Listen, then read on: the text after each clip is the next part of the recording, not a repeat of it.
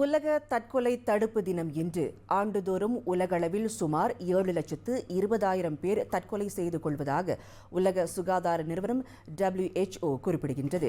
குறிப்பாக 15 முதல் 29 வயதுக்குட்பட்டவர்கள் மத்தியில் ஏற்படும் இறப்புகளில் தற்கொலை 3வது முக்கிய காரணம் என அதன் புள்ளிவிவரம் காட்டுகின்றது. ஒரு நபர் தற்கொலை செய்து கொள்வதற்கு பல காரணங்கள் இருக்கும் நிலையில் அதில் 90 விழுக்காட்டினர் மனநோயினால் பாதிக்கப்பட்டிருப்பதை மருத்துவ ஆய்வுகள் காட்டுவதாக சிநேகம் அமைப்பின் தலைவர் டாக்டர் முனைவர் ஃப்ளாரன்ஸ் மனோரஞ்சிதம் சின்னையா கூறினார். தற்கொலை பற்றிய தெளிவையும் புரிதலையும் மக்களுக்கு எடுத்துணர்த்தும் விதமாக change the narrative start the conversation எனும் கருப்பொருளில் இவ்வாண்டின் உலக தற்கொலை தடுப்பு தினம் அனுசரிக்கப்படுகிறது. பொதுவாகவே தினசரி வாழ்க்கையில் தாம் எதிர்நோக்கும் பிரச்சினைகளுக்கு தீர்வு காண தவறுபவர்களே தற்கொலை செய்து கொள்ள தூண்டப்படுகின்றனர்.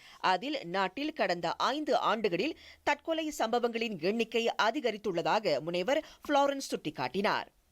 2019ஆம் ஆண்டில் 609 தற்கொலை சம்பவங்களும், 2020ஆம் ஆண்டு 621 தற்கொலை சம்பவங்களும், 2021ஆம் ஆண்டு 1142 தற்கொலை சம்பவங்களும், 2022ஆம் ஆண்டு சற்று குறைந்து 981 தற்கொலை சம்பவங்களும் மற்றும் சென்ற ஆண்டு 2023ஆம் ஆண்டு 10 விழுக்காடு அதிகரித்து 1087 தற்கொலை சம்பவங்கள் நடந்ததாக புள்ளி விவரங்கள் காட்டுகின்றன. நாட்டில் ஆண்களை உட்படுத்தியே அதிகமான தற்கொலைகள், அதாவது 3600க்கும் மேற்பட்ட சம்பவங்கள் பதிவான வேளையில் 780 சம்பவங்கள் பெண்கள் மத்தியில் ஏற்படுவதாக ஆய்வுகள் கூறுகின்றன. இதில் இந்திய சமூகம் 3வது இடத்தில் இருக்கின்ற போதிலும் பிற இனத்தவர்களோடு ஒப்பிடுகையில் இந்தியர்கள் சிறுபான்மை சமூகமாக இருப்பதால் அதன் எண்ணிக்கை உயர்ந்து காணப்படுவதாக முனைவர் ஃப்ளாரன்ஸ் தெரிவித்தார்.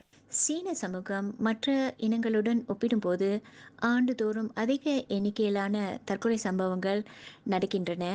அடுத்து மலேசியர் அல்லாத குடிமக்கள் 2வது இடத்திலும், இந்தியர்கள் 3வது இடத்திலும், மலாய்க்காரர்கள் 4வது அதிக தற்கொலை கொண்டவர்களாக இருக்கிறார்கள். பொதுவாக நம் நாட்டின் மக்கள் தொகையை ஒப்பிடுகையில் இந்தியர்கள் மத்தியில் நடக்கும் தற்கொலை சம்பவங்கள் கண்டிப்பாக கவலைக்குரியதாக தான் இருக்கிறது.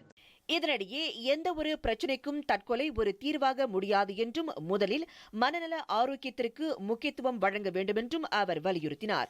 இது ஒரு சமூக பிரச்சினை என்பதால் ஒரு நபரின் தினசரி நடவடிக்கையில் மாற்றம் கண்டால் அதனை அலட்சியமாக எடுத்துக் கொள்ளாமல் உடனடி தீர்வை காண வேண்டும் என்று முனைவர் ஃப்ளாரன்ஸ் குறிப்பிட்டார். நீங்க ஏதாவது ஒரு இக்கட்டான சூழ்நிலையில் இருக்கலாம். அது குடும்ப பிரச்சனையா இருக்கலாம், குடும்பத்தில் விரிசல் அல்லது குடும்ப வன்முறை மற்றும் ஒரு இழப்புலேருந்து மீண்டு வர முடியாத ஒரு இக்கட்டான சூழ்நிலையில் இருக்கலாம். அல்லது ஏதாவது சோகம், வேதனை, விரக்தி, இப்படி ஒரு சூழலில் நீங்கள் இருந்தால் யாருக்கிட்டையும் மனசு விட்டு பேசுங்க. எனவே தற்கொலை தொடர்பான விழிப்புணர்வு மற்றும் இது போன்ற பிரச்சனைகளை எதிர்நோக்கக்கூடியவர்களுக்கு இலவச ஆலோசனைகளை வழங்க சிநேகம் அமைப்பு தயாராக இருப்பதாக அவர் உறுதியளித்தார்.